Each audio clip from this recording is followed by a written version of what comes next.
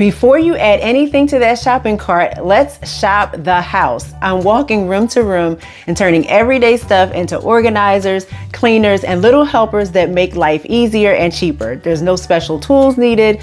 You don't have to be perfect. They're just smart, simple swaps.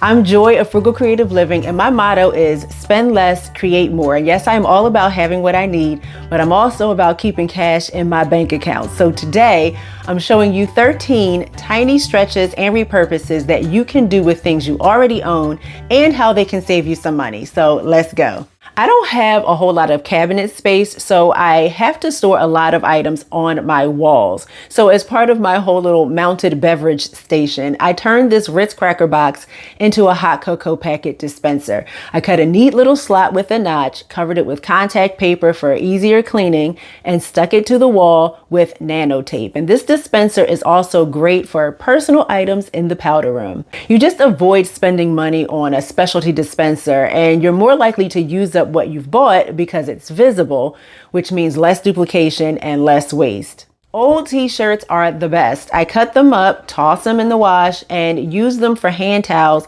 and quick cleanups.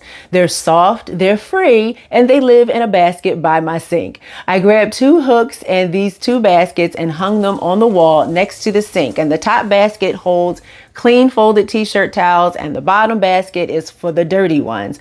I launder them once per week with bleach and keep the extras in this plastic box and replenish as necessary. Every time I reach for a cloth instead of a paper towel, I'm reminded of the money I'm literally not throwing in the trash. Over a month's time, it adds up. Fold over sandwich bags gives you a lot more in the box for about the same price as zip top bags. So I usually will keep bread bag tabs and twist ties to close those fold over bags when I'm packing snacks. I also keep bread bag tabs on this side of my caddy, which I made out of a cereal box. The link is in the description for the tutorial. And I also keep the twist ties on this binder clip on this side. Your cost per bag stays low, and you can also reuse the bags, especially when you're using them for clean, dry items.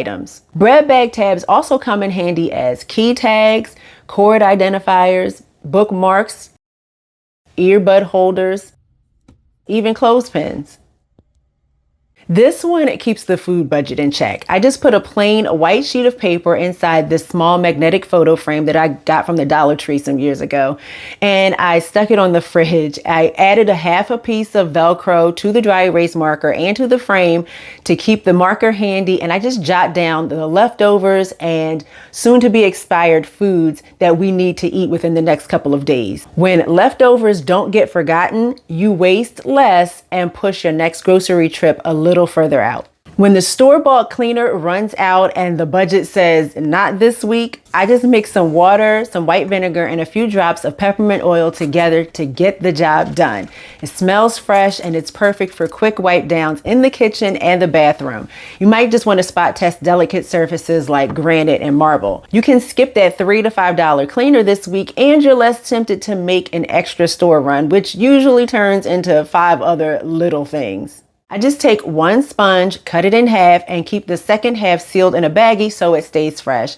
It's half the size, but the same clean, especially for dishes and little spills. You can also take the other half of the sponge, stick it on the end of a fork, and use it to clean your tall cups and your bottles.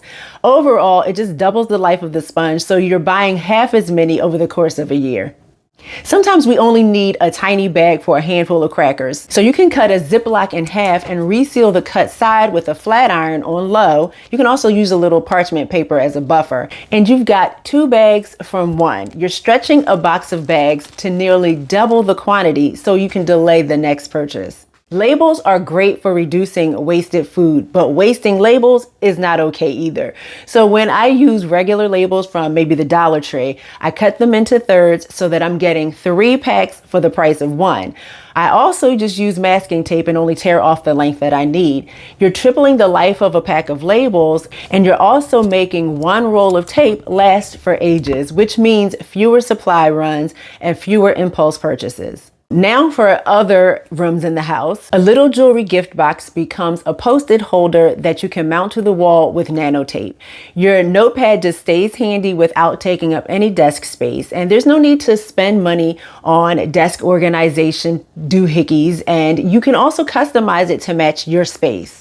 When a greeting card is just too pretty to toss, which for me is so many of them, I like to repurpose them, and one way to do that is to turn it into a tiny box. The front becomes the lid, the back becomes the base, a little glue to keep it all together, and it's ready to hold jewelry, special keepsakes, or use for gifts. There's no need to buy small gift boxes or trinket containers, and you give those beautiful cards a second life. These taco stands are secretly fantastic organizers. They can hold phones, glasses, your mail. You can glue two side by side for wider slots, and you can also stack a couple to corral markers. Add a power strip and you have a functional charging station for multiple devices. You can just skip that $10 to $20 acrylic organizer and use what you already have. A woven belt or a thin leather one that you can punch holes into makes an easy earring holder. Just hang it vertically on a hook or a screw and you're done. It's also a different way to store your hair claws and scrunchies. Again, there's no need to buy those jewelry boards and stands, and you can stop rebuying the earrings that keep going missing because now they're actually organized. Phone and earbud boxes these days are so fancy and so sturdy, I hate throwing them away. So I took one and covered it with decorative paper, and I can use it as a note card box, a place to hold some of my office supplies, or my favorite is a little candy stash in the living room.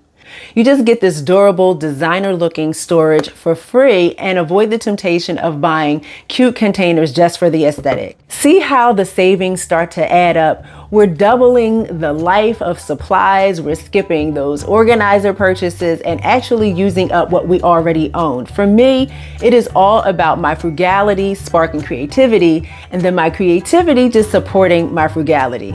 Now it's your turn. Just pick 2 ideas and give them a try today. Maybe one of these ideas sparked a whole new idea for you. Let me know in the comments which ones you're going to try. Give the video a thumbs up. And if you're on a roll and want more inspiration, please check out this video of 100+ repurpose ideas that you can try, and I will see you next time. Bye.